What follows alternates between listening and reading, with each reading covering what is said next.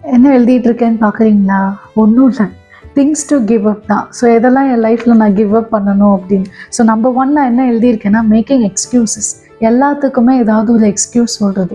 So second என்ன அப்படின்னா, negative self talk. நிறையவே அது என்கிட்ட இருந்தது.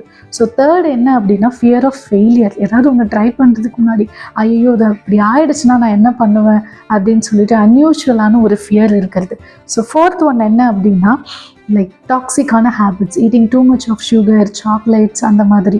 ஸோ நம்பர் 5 என்ன அப்படின்னா, ப்ரொக்ராஸ்டினேஷன். அது அப்புறம் பார்த்துக்கலாம், இல்லைனா நாளைக்கு பார்த்துக்கலாம் அப்படின்னு சொல்லிட்டு இம்பார்ட்டண்ட்டாக செய்ய வேண்டிய வேலையை தள்ளி போடுறது. ஸோ 8th என்ன அப்படின்னா, staying in a comfort zone. ரொம்ப கம்ஃபர்ட்டாக இருக்கிற இடத்துலையே வந்துட்டு இருக்கணும் அப்படிங்கிறது. ஸோ அடுத்தது என்ன அப்படின்னு பார்த்தோம் அப்படின்னா, like trying to please every one. எல்லாரையும் ப்ளீஸ் பண்ணணும் அப்படின்னு நான் நினைப்பேன். ஸோ அதை வந்துட்டு கண்டிப்பாக நான் கிவ் அப் பண்ணியே ஆகணும். ஸோ அடுத்து என்ன அப்படின்னா, எனக்கு ஒரு விஷயம் இருக்கும், அதுக்கு வந்து எனக்கு நோ சொல்லணும்னு தோணியிருக்கும். பட் ஆனால் நான் நோ சொல்லாமல் என்னையே நான் வற்புறுத்தி எஸ் போகலாம் அப்படின்னு நான் வந்து டிசைட் பண்ணுறது. ஸோ இதெல்லாம் தான் நான் வந்து கிவ் அப் பண்ண போகிறேன். ஸோ நீங்களும் என்னெல்லாம் உங்கள் லைஃப்பில் கிவ் அப் பண்ண போகிறீங்க அப்படின்னு டிசைட் பண்ணிக்கோங்க.